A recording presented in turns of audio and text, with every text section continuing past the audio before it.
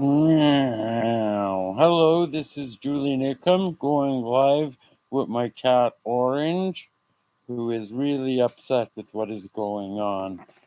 Now, what is going on? This morning I was having coffee with some friends and I was looking over their phone to find out that around 8 or 9 in the morning, maybe 10 in the morning, another tent caught fire at Tent City. This tent also was an accidental fire and was supposed to be flame retardant. Clearly, it wasn't. It did not retard the flames.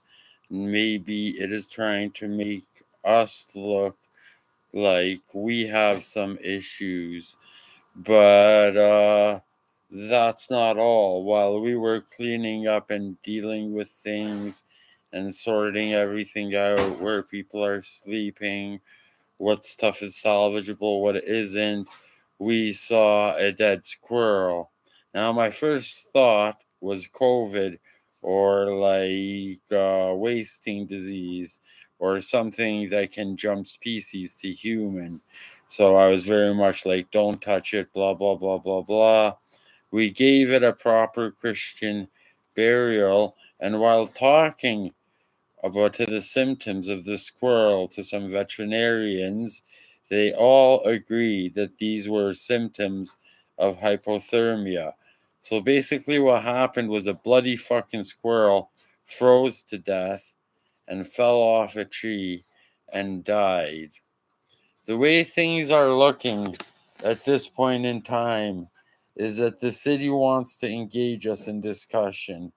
They want to engage us in sitting and talking and maybe putting us in rooms akin to jails. And what I'm talking about is a shelter system, which is very overcrowded, very full of violence.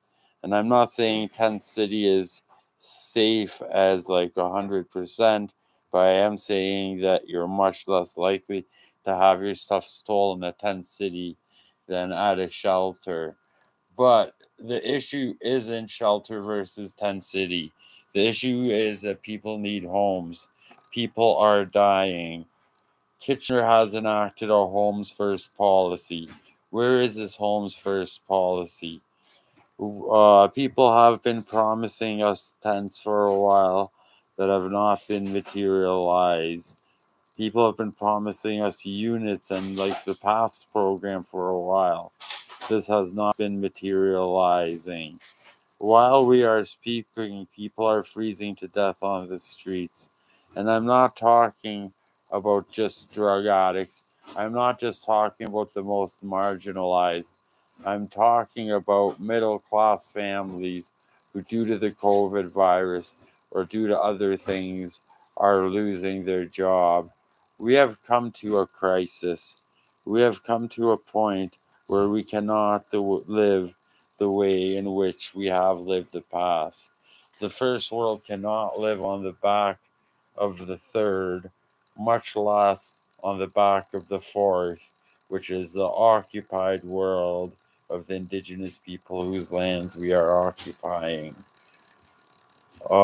We are part of many treaties, including the two row wampum. The two row wampum basically says that we have two canoes.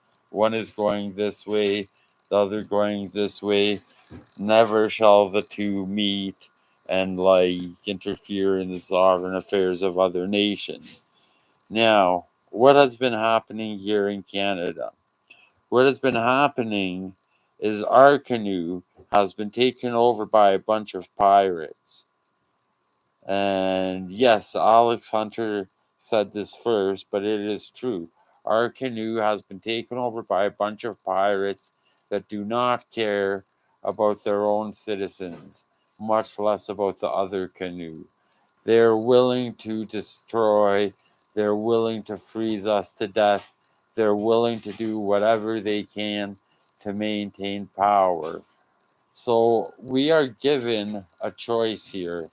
The choice is to allow the status quo to exist, to allow people to freeze to death, to allow people to die from the fentanyl virus, to allow people to die from lack of health care because the pirates have taken over our ship, or rather to rise up and engage ourselves and do political change and realize that we have more in common that with those whose skin's colors may be different than ours.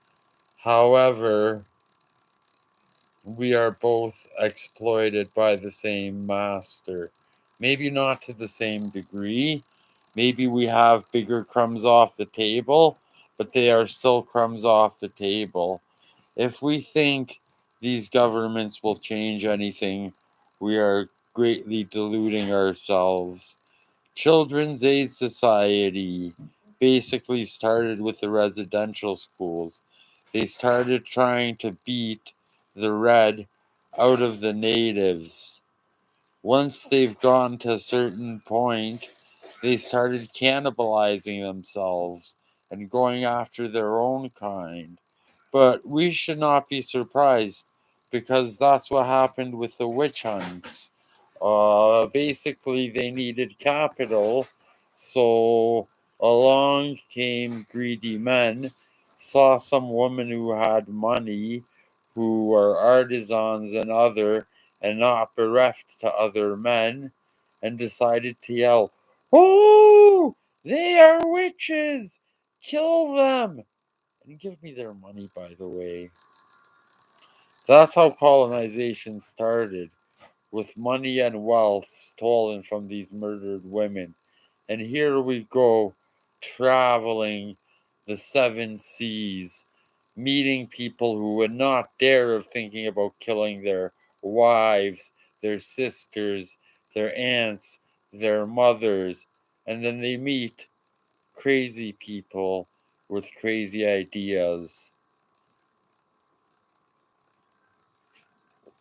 What did we expect to happen?